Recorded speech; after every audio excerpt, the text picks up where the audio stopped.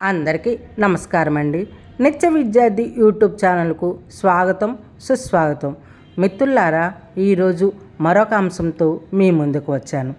ఈరోజు మనం తెలుసుకోబోయే అంశం పేరు భగవంతుడు నీతోనే ఉన్నాడు.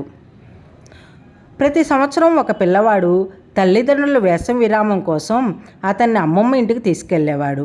మళ్ళీ 2 వారాల తర్వాత అదే రైల్లో ఇంటికి తిరిగి వచ్చేవారు.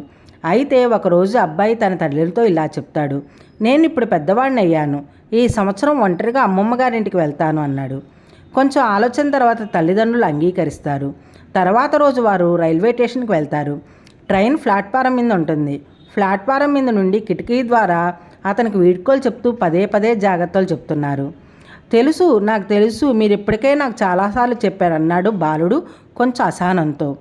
రైలు దేరిపోతుంటే ఇంతలో తండ్రి అతని జేబులో ఏదో పెడుతూ చిన్నగా ఇలా చెప్పాడు, బాబు, నీకు అకస్మాత్తుగా ఒంటరిగా లేదా భయం అనిపిస్తే ఇది చూడు అన్నాడు.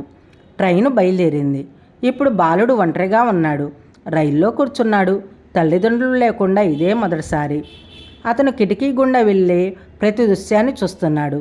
అతని చుట్టూ అపరిచితులు హల్చల్ చేస్తున్నారు, శబ్దం చేస్తున్నారు. కొంతమంది కంపార్ట్మెంట్లోకి ఎక్కుతున్నారు, కొంతమంది దిగుతున్నారు. అటు ఇటు చూస్తున్నాడు. అన్నీ కొత్త మొహాలే, తెలిసిన మొహం ఒకటి లేదు. అతను ఒంటరిగా ఉన్నాడనే భావన అతనికి వచ్చింది. ఒక వ్యక్తి తననే తదేకంగా చూస్తున్నాడు. అది కుర్రాడికి మరింత అసౌకర్యంగా ఉంది. ఇప్పుడు ఒక్కసారిగా భయం కూడా వేసింది. రైలు వేగానికి కుదుపులకి కడుపు నొప్పి మొదలైంది.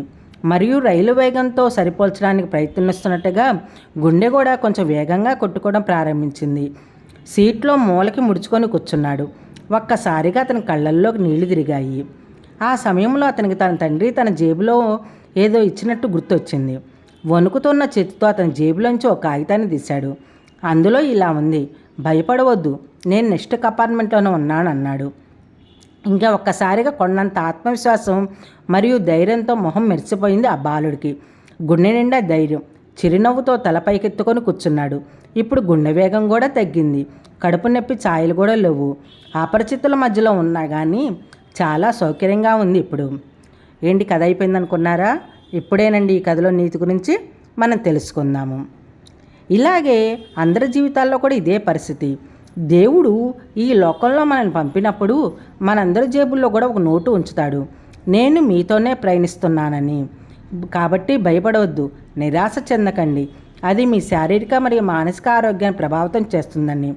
మరి ప్రస్తుత ప్రపంచంలో మనుగడ కోసం పోరాడుతున్న ఈ అనిశ్చిత సమయంలో ఎవరో ఒకరు నీ కోసం మరొక కంపార్ట్మెంట్లో, అలాగే వేరెవరు నీ సహాయం కోసం వేరే కంపార్ట్మెంట్లో ఉండవచ్చు. ఆ భగవంతుడిని విశ్వసించండి, ఆయనపైన నమ్మకం ఉంచండి. మన ప్రయాణం అంతటా మన దేవుడు ఎల్లప్పుడూ మనతోనే ఉన్నాడని చెప్పేసి అనుకోండి. అప్పుడు నిశ్శబ్దంగా మనం ఉంటాము. ఓకేనండి, ఈ కథ మీకు నచ్చిందా? నచ్చితే వేరే వాళ్ళు కూడా తెలుసుకుంటారు, వాళ్ళకు కూడా షేర్ చేయండి. చూస్తూనే ఉండండి నిత్య విద్యార్థి యూట్యూబ్ ఛానల్. మరలా మరొక అంశంతో మీ ముందుకు వస్తాను.